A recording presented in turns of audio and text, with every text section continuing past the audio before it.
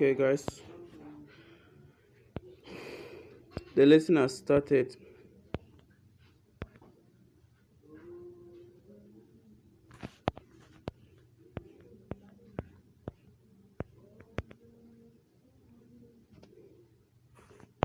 Okay,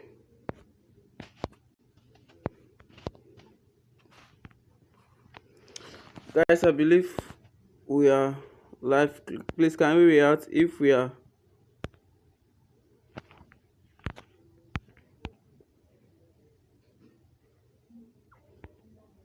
Let's react to if we are actually following.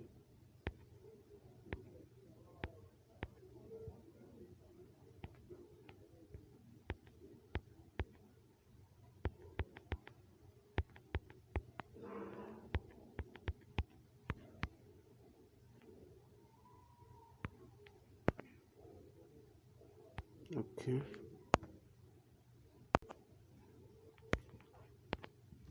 Okay, so the group is now open.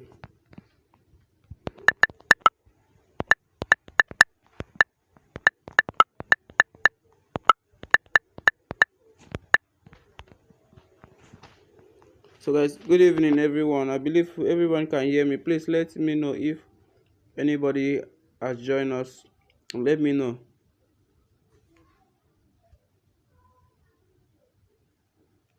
We are live now.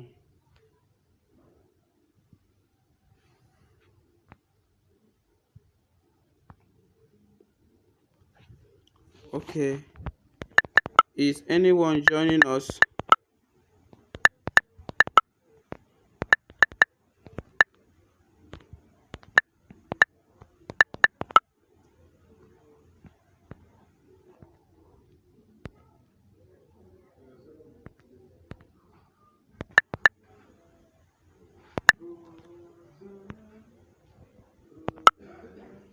We are live now.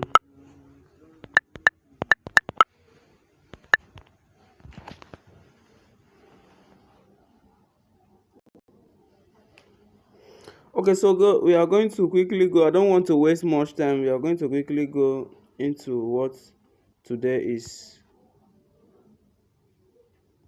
Okay, so we are going to quickly go what today stands for. We are going to be looking at 10 common mistakes to avoid in designs. 10 common mistakes to avoid in design. As long as graphic design is concerned, what are the 10 things people do? What are the common mistakes people try to do that probably don't grow them, probably don't make them get move forward in design? Believe we are following. Please, who has joined our YouTube?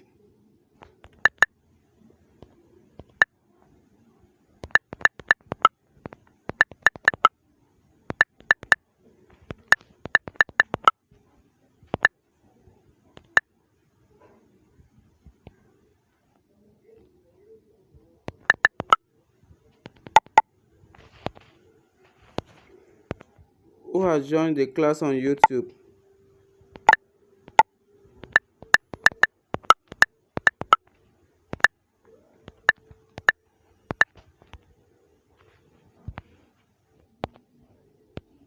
Has somebody joined on YouTube?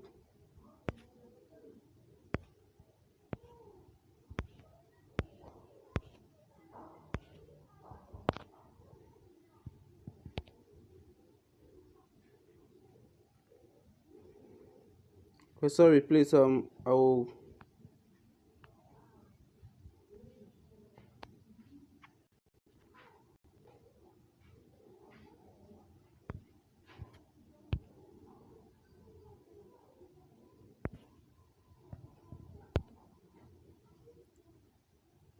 Okay, so. Oh, sorry, please. I will.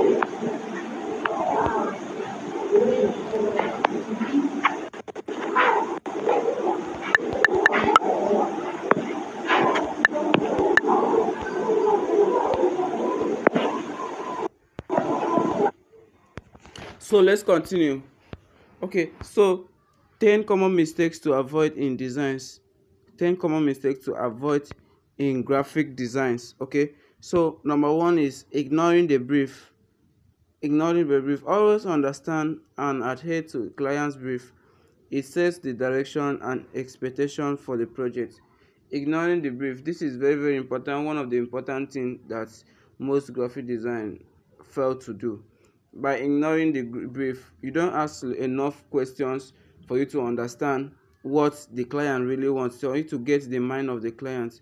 When you don't get the mind of the client, you begin to miss interpret what the clients really mean, and at the end of the day you will design something that is not up to the client's taste. So ignoring the brief is one of the mistake most graphic designers do. You don't have to ignore the brief. You have to follow the brief. If you have anything to implement, if you have any editing on the brief, on the client's brief, you should let the client know. You get. And then okay, you tell the client, this is my suggestion. I think this is what is running. If we do it that least, it will be better. Then the client will see with you and then agree with you before you go ahead and do what you need to do.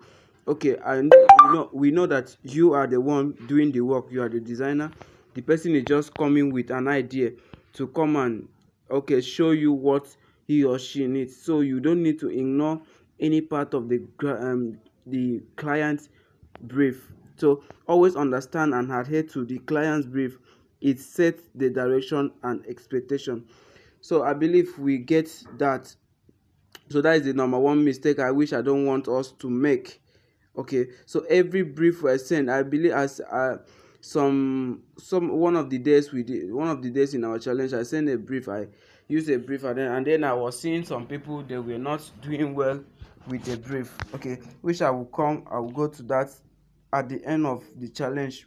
I'm going to do a breakdown of everything we did, and then I'm going to also show us, like I said, like I promised us, master class on graphic design, which I'm going to be showing you how to design through brief. I believe I've seen a lot of people, they are not able to design with brief.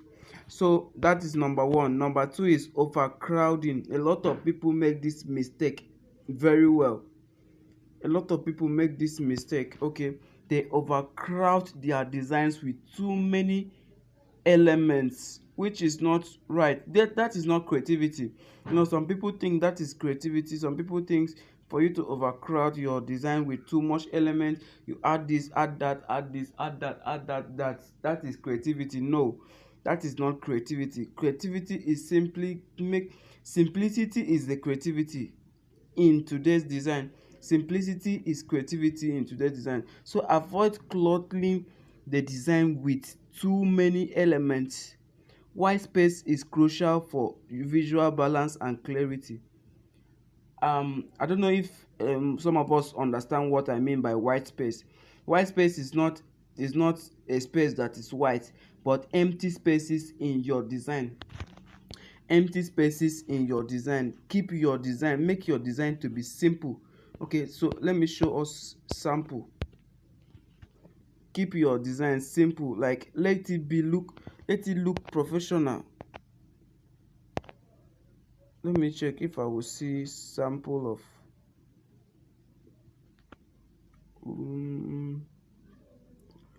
okay, like something like this. You see how beautiful and eye-catching this design is. The design is very eye-catching. The woman alone, the elements, the picture alone, this tells a lot of things about the flyer, and there is enough white space. Your eye is not confused. It's not being confused on what to look at. So that is what I really mean by that. Okay, so I believe we are following.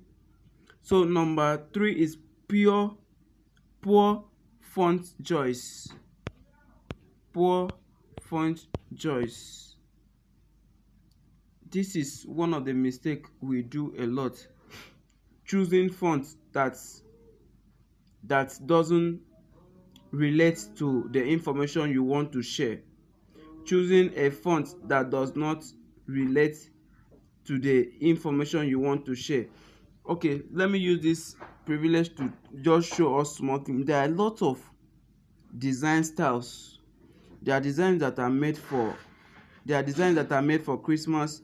There are designs that are made for children. There are designs that are made for for example, this Valentine designs. If you can notice, the font you use for Valentine will not be the same font you are using for an advertisement, a flyer, like a product advertisement flyer. Like, okay, should I say an advertisement in general flyer, you cannot use, because you are going to use a stylish font for this Valentine, fonts that has some kind of coughing and all those stuff. But if you use that kind of font to advertise something, it will not really look nice, because people have to read what you are advertising. They have to understand without asking questions. So that is the mistake some people do, choosing a font that doesn't speak what they are designing. You choose a font that speaks the language of what you are designing. For example, if you are designing something for school, for children, you have to use a very good, bold, communicative font, such that is when children see the font, they will not be afraid of the font. I don't know if you get. When they see the font, it will be attractive, it will call their attentions. Okay, so it will not be a font that they will be afraid of it. It will not be, for example, when you are designing a movie poster, for movie posters, like all those scary movie posters, you see that the font that is being used there is also scaring. So you cannot use that kind of font to come and design something for maybe school children, or something for, like, designing something for love kind of flyers like that. No. So poor font choice is always a problem with most of the graphic designer. I don't know if you get it. Please, let's be communicating. Send your message to the group. Let me get if I'm talking to someone.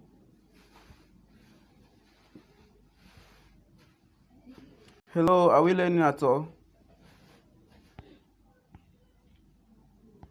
I believe we are learning. So I don't want the class to be lengthy, so I will just carry on. Well, if we have any question, please let's drop it so I can answer us at the end of the class. So the next one is ignoring hierarchy. Ignoring hierarchy. Wow. Hierarchy is a kind of getting the most important elements show, such that you don't confuse you don't confuse the viewer's mind, you don't confuse the viewer's eye. You get their eyes to move in a very smooth and good direction. So establish a clear